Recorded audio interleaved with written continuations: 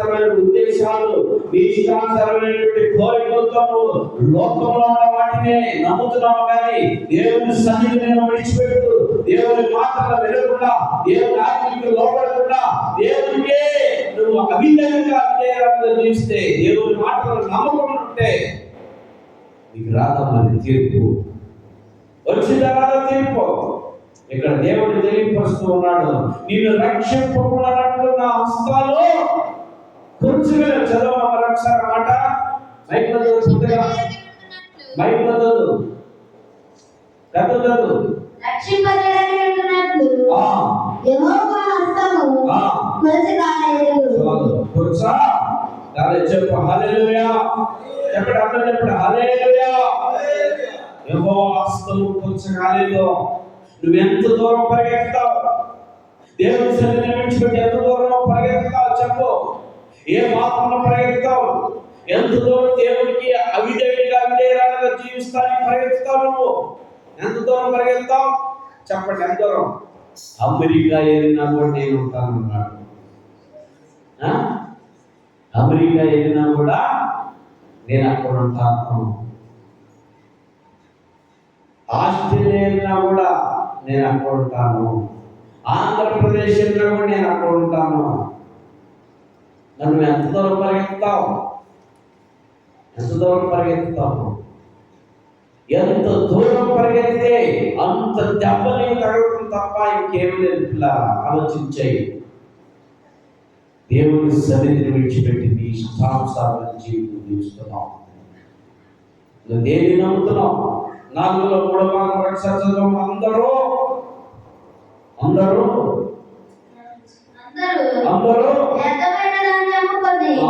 వ్యర్థమైన వాటిని నమ్ముకొని మోసపు మాటలు, మోసం దగ, మోసం ఎక్కువైపోయింది, మోసం చేయడం ఎక్కువైపోయింది, మోసపు మాటలు చెప్పడం ఎక్కువైపోయింది. ఇట్లా మానవుడు ఒక మనిషిని మోసం చేస్తూ ఉన్నాడు. ఎలా చేస్తున్నాడు? మోసపు మాటలతో. మోసపు మాటలు. ఈ మోసపు మాటలు ఎక్కడ మొదలయ్యాయి? మనం చూసుకుంటే ఆదిలోనే ఆదాము దగ్గర నుండి స్టార్ట్ అయిన మోసపు మాటలు. ఏదైనా దేవుడు అనేటువంటి యెహోవా ఆదామును చేసి తాను ఒంటరిగా ఉండటం మంచిది కాదని తనకు సాటి సహాయం అప్పగించి అవమానం చేసినప్పుడు వాళ్ళిద్దరిని ఆశీర్వదించి ఈ తోటలో ఉన్న వాటినన్నిటిని మీరు అనుభవించండి, కానీ ఈ పండు మాత్రం, ఈ చెట్టు పండు మాత్రం తినొచ్చు, ఈ తోటలో ఉన్న పండులన్నీ తినొచ్చు, మీ ఇష్టానుసారమైన జీవితం జీవించండి, ఇక్కడ ఆనందించండి, సుఖించండి, సంతోషించండి అని చెప్పి ఆ పండును మాత్రం తినదని చెప్పినప్పుడు వెంటనే సాతాను ఆ యొక్క తోటకు ప్రవేశించి ఆ పండును తినే విధంగా అవని మోసం చేసింది. ఏమని చేసింది చెప్పండి? మోసం. ఏమని చేసింది మోసం? ఏం చేసిందమ్మా మోసం? చెప్పు, ఏం చేసింది? మైక్లో చెప్పు. మోసం ఏం చేసింది? ఇది నిజమా? ఏం చేసింది? ఇది నిజమా, ఇది నిజమా ఒక మాటకే పడిపోయింది. ఎందుకు పడింది చెప్పండి? ఎందుకు పడింది చెప్పండి? అక్కడ ఒక మర్మం ఉన్నది. దేవుడు ఆదాముతో మాట్లాడేవాడు, మరెవరు మాట్లాడలేదు వాళ్ళతో. కానీ సాతాను మాట్లాడింది. సాతాను మాట్లాడితే సాతాను కూడా మాట్లాడుతుంది కదా. అంటే మనతో ఇంతవరకు ఆయన ఇంతగా మాట్లాడింది వేరే వ్యక్తి ఎవరు మాట్లాడలేదు. ఇప్పుడు ఇది మాట్లాడుతుందంటే ఖచ్చితంగా ఇది నిజమే కావాలని మనసు ఎలా అయిపోయింది? డైవర్ట్ అయిపోయింది ఇమ్మీడియట్లీగా. ఇది నిజమా? ఎలా జరిగిందా? అలా చెప్పాడు అని చెప్పి మోసం చేసింది. ఆ మోసపు మాటలకు ఏం చేసింది? పడిపోయింది.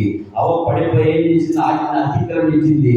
ఆ అతిక్రమం వలన ఇదిగో నేటికి నీ మీదకి, నా మీదకి, మనందరూ యావత్ భూమి, ప్రపంచం మొత్తం మీద, యావత్ భూమి మీద ఉన్నటువంటి సర్వ మానవుల మీదకి పాపాన్ని తెచ్చింది. కారణం ఆజ్ఞ అతిక్రమమే. ఈ రోజు నువ్వు ఆజ్ఞ అతిక్రమిస్తున్నావు. ఏ ఆజ్ఞ తెలుసా? ఏ ఆజ్ఞ తెలుసా? దేవుని సన్నిధిని అతిక్రమిస్తున్నావు. దేవుడు చెప్పినటువంటి ఆజ్ఞ 6 దినాలు కష్టపడి 7వ దినం పునరుత్థానం పరిశుద్ధ దినం. ఈ పరిశుద్ధ దినంలో నన్ను ఆరాధించు, నీ పూర్ణాత్మతో పూర్ణ మనసుతో నన్ను ఆరాధించు. 6 దినాలు ఇష్టమైనటువంటి పనుల పేరులో నీ సంపాదనతో సంపాదించుకో. 7వ దినం విశ్రాంతి దినం, పరిశుద్ధ దినం, పునరుత్థాన దినం నువ్వు నన్ను ఆరాధించు అని నీ ఖచ్చితంగా తెలియపరిస్తే నీ ఇష్టానుసారమైనటువంటి పనులు పెట్టుకొని ఇష్టానుసారమైనటువంటి ఉద్దేశాలతో నీ ఇష్టానుసారమైనటువంటి పనుల భారంతో దూరంగా వెళ్ళిపోయి పరిగెత్తి పాలు తాగాలనుకుంటే ఎలా? దేవుడు నేను పిలుస్తూ ఉన్నాడు. నా ప్రియమైనటువంటి సహోదరి సహోదరుడా, ఈ మధ్యాహ్న కాలంలో నువ్వు దేవుని కోసం జీవించగలిగితే దేవుడు నిన్ను నువ్వెక్కడున్నా కూడా సురక్షితంగా ఆయన చెయ్యి మీద పెడతాడు. ఆయన హస్తం నీ మీద చాపుతాడు. ఆయన హస్తం నీ మీద లేకపోతే రాలిపోతావు. ఎక్కడ రాలిపోతావో తెలియదు. ఏ టైంలో పగిలిపోయిందో నీ కూడా తెలియదు. ఆయన హస్తం నీ మీద లేకపోతే గుర్తుపెట్టుకో, చిన్న పాటి నొప్పికే మనం ఎలగొడుకుంటున్నట్టు ఆయన హస్తం నీ మీద లేకపోతే, ఆయన హస్తం ఆలోచించి ఎంత దూరం వెళ్తాము, ఆయనకు అంతకున్నంత దూరం వెళ్ళాలని ఆలోచిస్తున్నావా? ఎక్కడిదాకా వెళ్ళగలవు నువ్వు? ఎక్కడ దాకా వెళ్ళగలవు? ఆలోచించి చదువు. 3వ భాగం నుంచి మళ్ళా అందరూ మైకులో చదువు. మోసపు మాటలు పలుకుదురు, చెడును చూడండి, చెడునంట గర్భమును ధరించి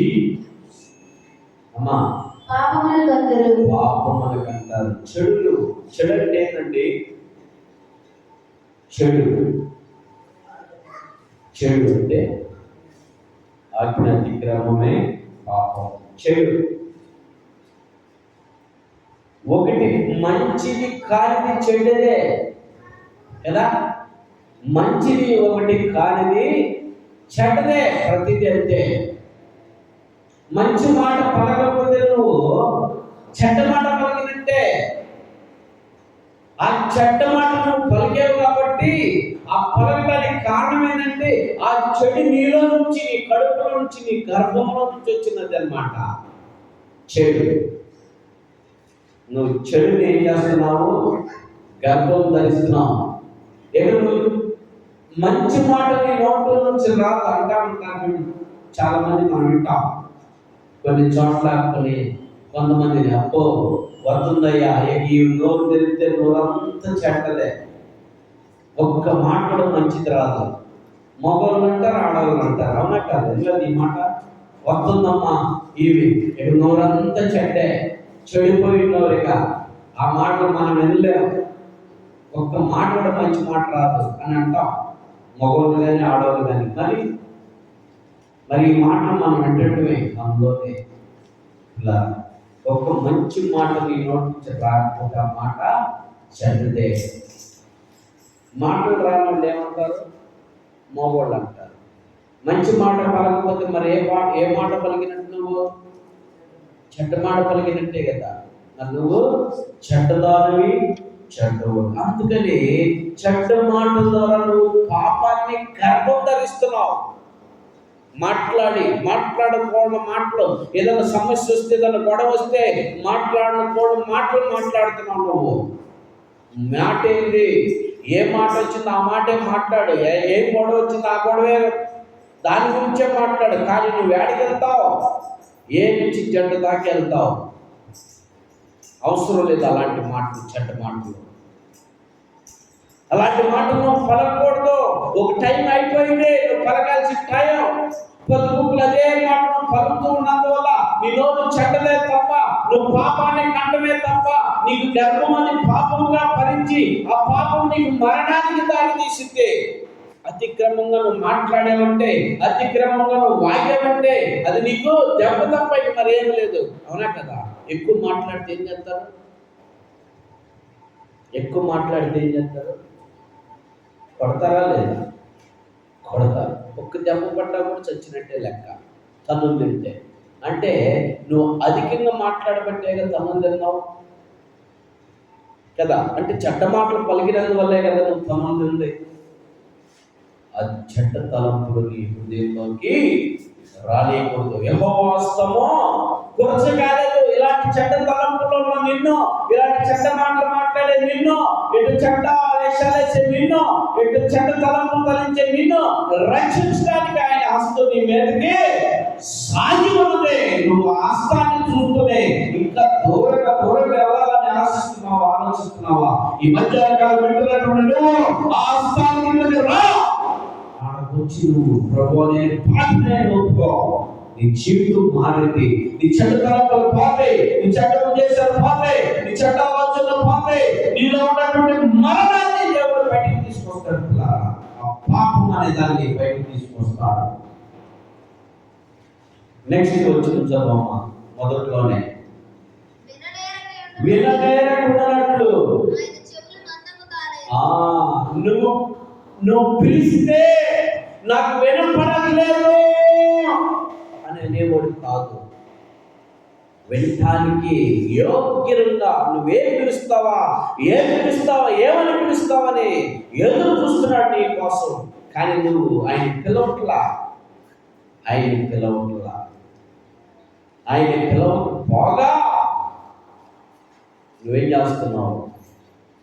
దేవా నన్ను క్షమించయ్యా, దేవా నేను పాపినయ్యా, దేవా నన్ను కాపాడయ్యా అనగలుగుతున్నావా? అంటున్నాను. ఆ మాట నీలో నుంచి రావట్లేదు. కానీ నీ ఇష్టానుసారమైన మాటలు మాత్రమే నువ్వు మాట్లాడుతున్నావు. ఈరోజు దేవుడు నీతో మాట్లాడుతూ ఉన్నాడు. నేను ఈ మాటలు ముగించబోతున్నాను. ఆయన చెవులు మందముగా లేవు. నువ్వేదైతే అడుగుతావో, ఏదైతే పిలుస్తావో, ఏదైతే ఆయన దగ్గర పొందుకోవాలని ఆశపడుతావో అది దేవునికి ఇవ్వడానికి సిద్ధంగా ఉన్నాడు. అందుకని అడుగుడికి ఇవ్వబడినాడు, ఎదుగుడికి దొరుకుతున్నాడు, తట్టుడికి అన్నాడు. నువ్వు దేనిని నమ్ముతున్నావు? ఈరోజు వ్యర్థమైన వాటిని నమ్ముతున్నావా, లేక దేవుని నమ్ముతున్నావా? దేవుని మాటలు నమ్ముతున్నావా? దేవుని ఆత్మను నమ్ముతున్నావా? వ్యర్థమైన ఏంటో తెలుసా?